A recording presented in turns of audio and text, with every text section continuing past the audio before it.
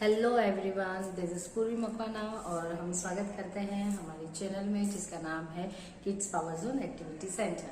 सो बहुत दिनों के बाद पहले तो मैं आई हूँ, सो उसके लिए सॉरी, लेकिन कुछ अनअवॉइडेबल सर्कमस्टेंसेस थे जिसके लिए हम काफी दिनों से कुछ वीडियोस नहीं बना पा रहे थे। सो आज हम वापस आपके लिए लेके आ रहे हैं एक नया कोर्स जिसका नाम है हैंड राइटिंग इम्प्रूवमेंट। जैसे कि इसके लास्ट से वीडियो में ही हमने आपको बताया था कि हम आपके साथ हैंड राइटिंग इम्प्रूवमेंट का कोर्स अभी शेयर करने वाले हैं।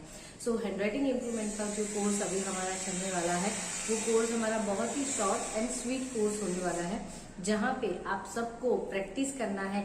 लेकिन इसके लिए हम आपके लिए एक 4 लाइन का बुक जो रहता है वो 4 लाइन की बुक में ही आपको ये हैंड राइटिंग इम्प्रूवमेंट का प्रैक्टिस करना है। ये जो कोर्स आज हम करने जा रहे हैं, ये कोर्स की सारी डिटेलिंग जैसे ही हम वीडियो अभी स्टार्ट करेंगे वैसे ही हम आपको बताते जाएंगे कि आपको कैसे करना है, क्या करना है, किस टाइप की पेंसिल्स यूज करनी है, किस टाइप की पेन यूज करनी है, कौन सी पेन अच्छी होती है, कौन सी पेन अच्छी नहीं होती है। सो ये जो भी छोटी छोटी चीजें होती है जो रिलेटेड होती है हमारी हैंड राइटिंग इम्प्रूवमेंट के लिए, उसके लिए हम आज का ये वीडियो स्टार्ट करेंगे। एक और चीज मैं आपको बताना चाहूंगी कि हैंड राइटिंग इम्प्रूवमेंट का जो कोर्स है वो हमें कंटिन्यूअस प्रैक्टिस से ही होता है, बिकॉज जो इतने सालों से हमारी जो बिगड़ी हुई हैंड राइटिंग है वो हैंड राइटिंग को हमें इम्प्रूव करना है। सो इम्प्रूवमेंट के लिए हमारे पास सबसे पहले क्या होना चाहिए, प्रैक्टिस का टाइम। एवरी डे आपको एटलीस्ट 30 to 35 मिनट्स का प्रैक्टिस करना है और वही 35 मिनट्स में आपकी हैंड राइटिंग काफी हद तक अच्छी हो जाएगी। और इस चीज के लिए हम आपको बहुत सारे छोटे छोटे टिप्स एंड ट्रिक्स देने वाले हैं कि आप अपनी हैंड राइटिंग को कैसे और ज्यादा से ज्यादा इम्प्रूव कर सकते हो और ज्यादा अच्छा बना सकते हो। सो आज हम यहाँ पे बात कर रहे हैं कर्सिव हैंड राइटिंग की, जो कि ज्यादातर बच्चों को स्कूल में यूज होती है। मैक्स टू मैक्स उन लोगों को लिखना होता है। हिंदी हैंड राइटिंग हम बाद में स्टार्ट करेंगे, लेकिन उससे पहले हम इंग्लिश हैंड राइटिंग पे फोकस कर रहे हैं, बिकॉज ज्यादा से ज्यादा सब्जेक्ट बच्चों को इंग्लिश में ही लिखने होते हैं and most probably they have to deal with the English letters only. So will start with the English handwriting. So आइए हम स्टार्ट करते हैं हमारे इंग्लिश हैंड राइटिंग के बेसिक स्ट्रोक्स एंड कुछ letters. Okay, please come with me. So यहाँ पे हमारे पास कुछ टाइप की पेन्स एंड पेंसिल्स है और ये हमारे पास है एक 4 लाइन की बुक। 4 लाइन की बुक मतलब इसको हम रेड एंड ब्लू लाइन का बुक भी कहते हैं। जब हमें हमारी हैंड राइटिंग को स्टार्टिंग स्टेज पे इम्प्रूव करना है तो हमें इस टाइप की ही बुक को यूज करना होगा, ताकि हमें पता चल जाएगा कि हमें अपने लेटर्स की हाइट, उनकी विड्थ, 2 लेटर के बीच में स्पेस, 2 वर्ड के बीच में स्पेस कितना रखना है, ये सारी डिटेलिंग आज हम यहाँ पे सीखने वाले हैं। सो उससे पहले ये 4 लाइन की बुक और यहाँ पे है ये कुछ पेन्स। मार्केट में इस तरह की बहुत सारी पेन्स एंड पेंसिल्स मिलती है, बट जो पेन एंड पेंसिल्स हम प्रेफर करते हैं वो मैं आपको बताना चाहूंगी। फर्स्ट ऑफ ऑल, हम जब भी अपनी हैंड राइटिंग को इम्प्रूव करेंगे will have to use a gel pen. ठीक है, आप जेल पेन कौन सा भी यूज कर सकते हो, बट आपका जो पेन है वो जेल पेन होना चाहिए। बिकॉज जेल पेन हम इसलिए यूज करते हैं कि जेल पेन की पेन का जो नीब होता है वो नीब के आगे का जो बॉल है वो थोड़ा रफ टेक्सचर होता है। रफ टेक्सचर से हम हमारी हैंड राइटिंग की स्पीड को कंट्रोल कर सकते हैं, हमारे हैंड राइटिंग के स्ट्रोक्स को हम कंट्रोल कर सकते हैं कि हमें कितना मूव कहाँ तक लेके जाना है। ओके, बट कुछ कुछ स्कूल्स में जेल पेन अलाउड नहीं होती है। सो फॉर दैट स्टूडेंट्स आप लोग बॉल पेन यूज कर सकते हो। बॉल पेन में ज्यादातर आप ट्राई करना कि आप ये सेलो ग्रिपर करके कुछ पेन है, ये पेन यूज करें, बिकॉज ये पेन बॉल पेन ही है, लेकिन इसका जो नीब है वो काफी शार्प है, लेकिन इसका जो बॉल है वो काफी स्मूथ, जो बॉल पेन में जनरली आता है वैसा नहीं है। तो आप ये पेन से भी जेल पेन जितना ही इफेक्ट वाला हैंड राइटिंग कर पाओगे। एंड जो बच्चे पेन या जेल पेन्स यूज नहीं करते हैं वो बच्चों के लिए मैं बता दूं कि आप लोगों को सिर्फ और सिर्फ 0.7 वाला ये पेन पेंसिल ही यूज करना है। पेन पेंसिल यूज इसलिए करना है बिकॉज इसमें शार्पन करने का टाइम थोड़ा बच जाता है, और दूसरा इसकी जो आगे की नीब होती है वो स्टार्ट से लेके एंड तक सेम रहती है। तो जब नीब सेम रहती है तो हमारे हैंड राइटिंग भी ऑलमोस्ट सेम ही होते हैं। और हमारी हैंड राइटिंग जब भी हम लिखते हैं तो ट्राई करना है हमें ज्यादा से ज्यादा पेन्स को चेंज नहीं करना है। जितना हो सके उतना एक ही पेन यूज करेंगे for that particular lesson, for particular subject और पर्टिकुलर चैप्टर, राइट। और अगर आप एग्जाम दे रहे हो तो आपको ये चीज को ज्यादा ध्यान रखना है कि आप सिर्फ एक ही पेन यूज करो और वही एक ही पेन से आप फर्स्ट से लेके लास्ट तक वो पेपर को कंप्लीट करो। नाउ इसके अलावा होता है हैंडराइटिंग इंप्रूवमेंट के लिए कुछ basic information, that is the important points. Okay, I will show you that important points here.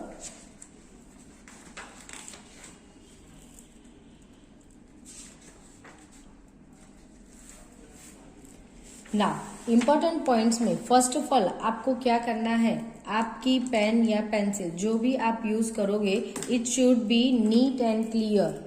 Okay, जितनी हमारी book and neat and clear होनी चाहिए उतनी ही हमारी पेन भी नीट एंड क्लियर होनी चाहिए। ओके, पेन होल्डिंग ऑलवेज, जो आगे का ये जो ट्राइंगल सरफेस एरिया है हमें अपनी पेन को या पेंसिल को वहां से नहीं पकड़ना है, हमें ऑलवेज उसको ऐसे पीछे से पकड़ना है, उसके थोड़ी स्पेस छोड़ के हमें इसको पकड़ना होगा। ना जब भी हम पेन या पेंसिल पकड़ते हैं हमारी ये 3 फिंगर्स मतलब 2 फिंगर्स एंड 1 थंब मिला के हमें अपनी पेन को पकड़ना है, सो दैट ये 1 फिंगर पेन को सपोर्ट कर रही है, 4 फिंगर और थंब वो दोनों पेन को ग्रिपिंग दे रहे हैं। ओके, जब भी हम बुक या कोई भी नोटबुक पेपर यूज करते हैं हमें ऑलवेज हमारी बुक को स्लैंडिंग पोजीशन में रखना है। हमें ऑलवेज क्या करना है, हमारी बुक को स्लैंडिंग पोजीशन में रखना है। स्लैंडिंग पोजीशन में हम इसलिए रखते हैं बिकॉज कि जब हम लिख रहे हैं तो हमारी पेन का नीब और हमारी बुक की लाइंस वो हमें पता चल जाए कि हमारी पेन को हमें कहाँ तक ऊपर तक मूव करना है और कितना हमें स्पेसिंग देना है। ओके, उसके अलावा कुछ और बेसिक चीजें होती है जैसे कि all of you have to first of all sit straight, आपको स्ट्रेट बैठना है। ओके, अगर आप पैर को फोल्ड करके बैठ सकते हो so that will be the must, और बिकॉज वो बहुत ही अच्छा होता है पोजीशन जहाँ पे हम एक रिलैक्सिंग मोड में होते हैं। और जब हम लिखने के लिए स्टार्ट करेंगे तो एक चीज का ध्यान रखना है, हमारे जो एल्बोज होते हैं हमारे एल्बो को हमें अपनी बेंच पे सपोर्ट देके लिखना है। हमारा एल्बो हमें क्या करना है, बेंच पे सपोर्ट करना है। जस्ट अ सेकंड, मैं आपको दिखाती हूँ कैसे।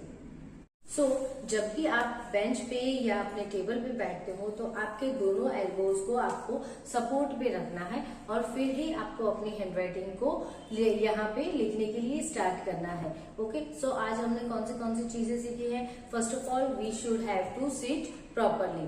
सेकेंड चीज हमने सीखी है कि हमारे दोनों एल्बोज डेस्क पे होने चाहिए। जब हमारे एल्बो सपोर्ट मिलता है तो हमें लिखने के लिए थकान कम लगती है, और क्योंकि हमें स्कूल की बहुत सारी नोट्स होती है तो हम बहुत जल्दी थक जाते हैं, तो वो थकान ना हो उसके लिए एक इलाज है कि हम अपने एल्बो को फुल सपोर्ट करें और अपनी बुक को हम कुछ इस तरह से स्लैंटिंग पोजीशन में रख के लिखना स्टार्ट करेंगे, सो दैट जितना बॉडी को रेस्ट मिलेगा उतना ही बॉडी ज्यादा एनर्जेटिक फील करेगी और वो ज्यादा से ज्यादा काम करने के लिए रेडी हो जाएगी। इसके अलावा हमने बात की है कि हमें जेल पेन यूज करनी है। बॉल पेन अगर आपको स्कूल में अलाउड है देन आप सिर्फ सेलो वाली बॉल पेन यूज कर सकते हैं।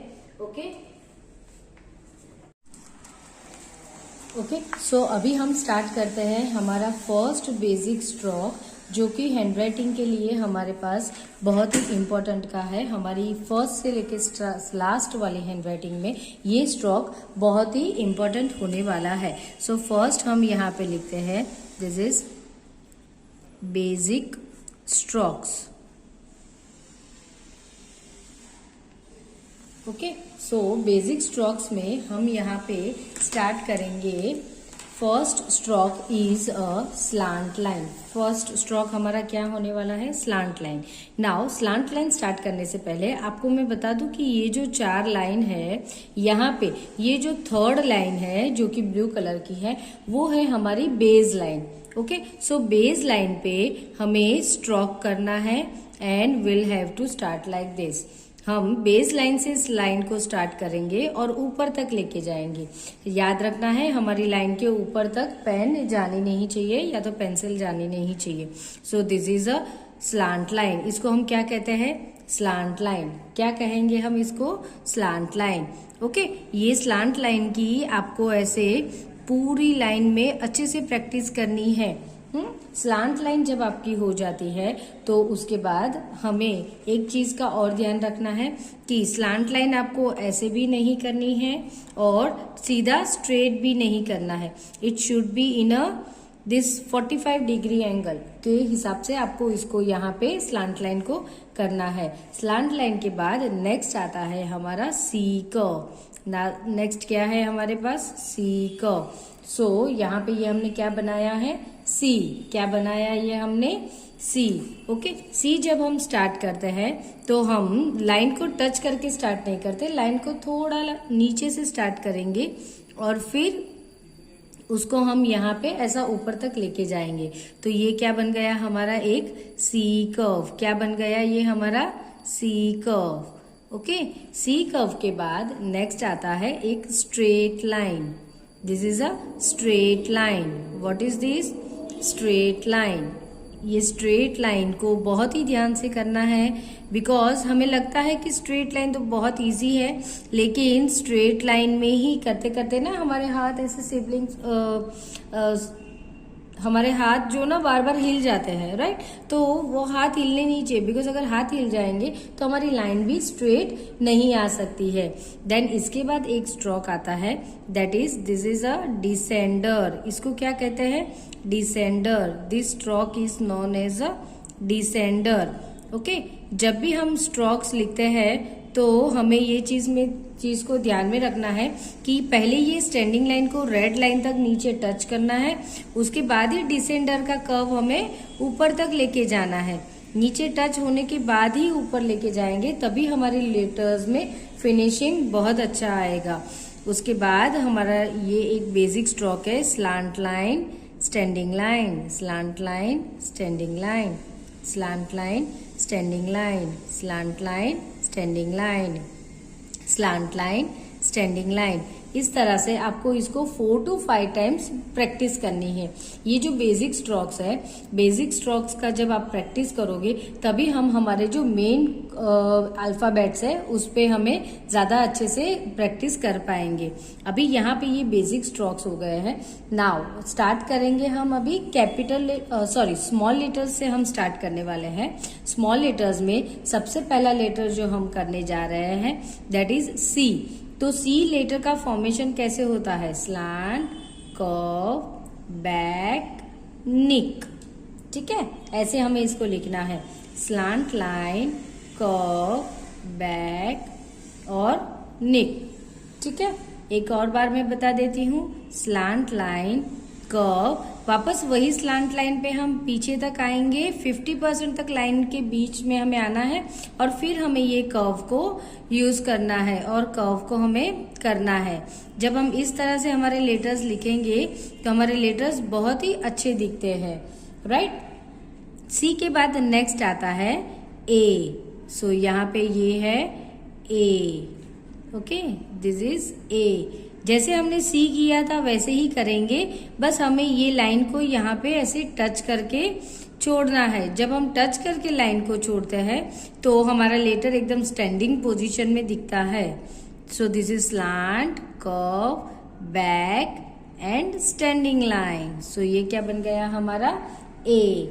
ओके, नाउ ए के बाद नेक्स्ट लेटर हमारे पास आता है जो कि है डी। दिस इज ए को कंप्लीट किया था, वही लाइन ऊपर जाएगी, सेम लाइन से हम नीचे आएंगे तो ये क्या बन गया हमारा? डी। ये क्या बन गया हमारे पास अभी? डी। तो ये हो गया हमारा D curve. Slant, standing and standing line, slant, curve, standing and standing line, back, right? ठीक है, नाउ उसके बाद नेक्स्ट लेटर जो हमारे पास आता है वो होता है that is G. So slant, curve, standing line, नीचे तक रेड लाइन को टच करेंगे और फिर हमें इसको डिसेंडर देना है। एक और बार, slant, curve, back, standing, descender, slant, curve, standing line, descender, slant, curve, standing line, descender. Okay, now यहाँ पे हमने सीखा है C A D G। इसके बाद एक और लेटर है जो सेम मूव्स करता है। हम सेम मूव वाले जो लेटर्स है वो सबको साथ में करेंगे सो दैट आपको वो लेटर्स को याद रखने में भी इजी होगा और आपको एक ही स्ट्रोक की बार बार प्रैक्टिस भी हो जाएगी। जैसे कि अभी ये लेटर हमने किया है वो है O। ये क्या है? O, right? What is this? This is O।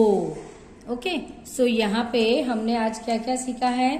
Slant line, basic curve, standing line, descender, then उसके बाद है जिगजैग, देन है फर्स्ट हमारा लेटर स्मॉल लेटर का C A D G and O।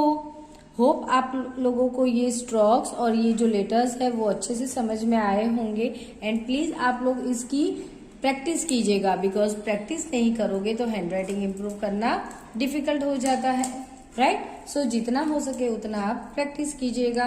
Okay, so thank you everyone, hope you like the videos. Please अगर आपको हमारा video अच्छा लगता है तो आप अपने फ्रेंड्स के साथ इसको शेयर कीजिए, लाइक कीजिए एंड सब्सक्राइब कीजिए। Thank you so much everyone, God bless you all.